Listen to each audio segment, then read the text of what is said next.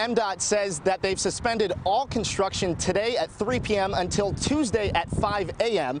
and the commute is looking pretty good for those hitting the highway. Back in January, the city of East Lansing did inspect Abbott Manor and found 16 code violations. The reinspection date was today. While crews here in Clinton County continue to clear the main roads, it's these back roads that are still covered in snow. There are activities all over town, and you can even join us right here in the 6 Weather Center, and we'll send you a link to your broadcast. When you visit one of the MSU Vitas centers in East Lansing, you won't have to fill out one of these paper forms.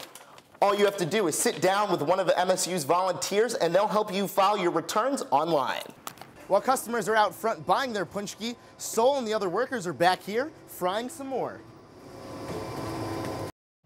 The Lansing Board of Water and Light is here today in Flint assisting local crews remove the first lead pipe as Mayor Karen Weaver kicks off the Fast Start project. My mission is to totally get the lead out of Flint, but we cannot and we will not stop there. Mayor Weaver is calling on the Michigan legislature to approve $25 million to continue the first phase of the $55 million plan. We owe our residents something. We owe the people in this community something. While Flint is just starting to remove old pipes, the Lansing BWL has replaced nearly 14,000 of them over the last 12 years. We probably got a jump on most other cities doing this. A jump start and the experience to help Flint.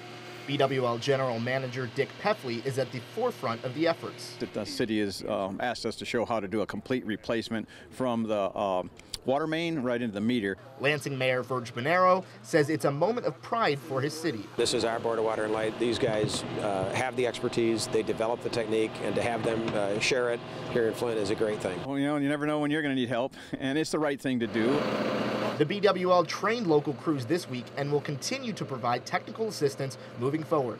Peffley says they're just helping their neighbors. Lansing is hometown power, hometown people. Well, you know, Flint's just an extension of that in my mind. After the first replacement here in Flint, officials are hoping to install 29 more copper pipes over the next month. Here for you in Flint, Daniel Hamburg, 6 News. 30-year-old Amanda Hayward and her 7-year-old daughter Sapphire Palmer have been missing since Tuesday, but it wasn't until today an Amber Alert went out. The mother of the missing child. Hamburg Township Deputy Chief of Police Darius Nissenbaum says the alert went out when they learned 64-year-old Douglas Stanko was with the mother and daughter. We think he's an acquaintance, but we don't know what, if any, relationship there is or how she ended up with him. Hayward's vehicle was found at Stanko's apartment Tuesday morning. Police say Stanko was convicted for molesting a child back in 1992. She said that was a dress she wore last week. She had a flower on her dress last week. So. Ashley Andrzejewski's daughter goes to school with Sapphire. Yesterday we were getting ready to make dinner and my phone went off with an alert. I noticed the name Sapphire right away because my daughter talks about Sapphire from class. Andrzejewski says she lives in a safe community and has never seen anything like this. It is shocking, but this day and age things are happening all the time. We have the knowing that she's with her own mother, so we can only keep faith that her mother's going to keep her safe. However, police say Hayward experienced some kind of mental breakdown and she's become paranoid. Deputy Chief Nissenbaum also says she may be armed with a 9mm handgun they can't locate. While people in Michigan keep an eye out for Stanko's red Ford Escape the trio were last seen in, state police and the FBI are also investigating. Here for you in Hamburg Township, Daniel Hamburg, 6 News. As the sauce is spread and pies are boxed up, drivers head out to make their deliveries. 1 o'clock to 4 o'clock, they're in and out of the store constantly. But it's when delivery driver Vaughn Beck went into the store when things went wrong. I never thought it would happen to me, and here I am.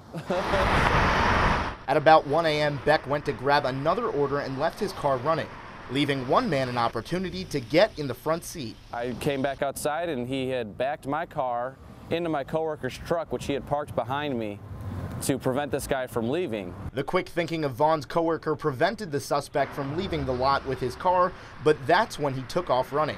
At that point, I ran after him through the back of this frat house over here and chased him through a little bit of a wooded part, and that's when East Lansing Police Department showed up. We tried to effect the arrest. The fight was on. It took, I believe, 6 or 8 officers, both East Lansing and MSU, to get him under control. East Lansing Police Lieutenant Scott Rigglesworth still has no idea what led the suspect to East Lansing. I don't know what his major malfunction is. I have no idea why he went from Midland to Perry to East Lansing. 2 East Lansing officers were slightly injured making the arrest. Today, things are back to normal and deliveries continue. Beck just has one piece of advice for everyone. Don't leave your car or your keys in your car while it's running, because it will get stolen. Here for you in East Lansing, Daniel Hamburg, 6 News.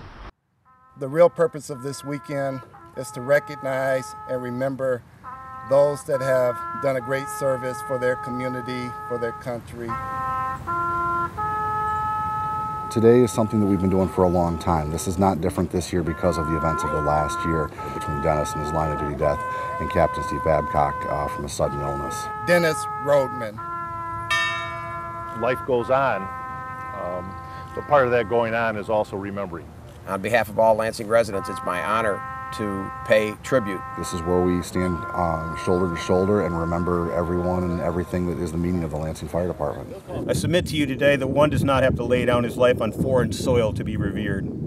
He or she does not have to go to battle to be a hero. The men and women that put these firefighter uniforms on are fighting battles every day as well. Because of those who went before them choosing a life of sacrifice and service, they answered the call to pay the ultimate price. We're left, hopefully, with just the pleasant memories, the people they were.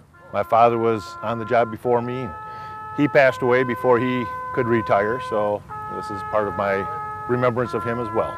We never know when we're going to be called, but you answer that alarm, you answer that call every day. We've been fighting fire in this city since the 1850s, and we're going to be here for a very long time, and we're not going to forget anyone that's come before us.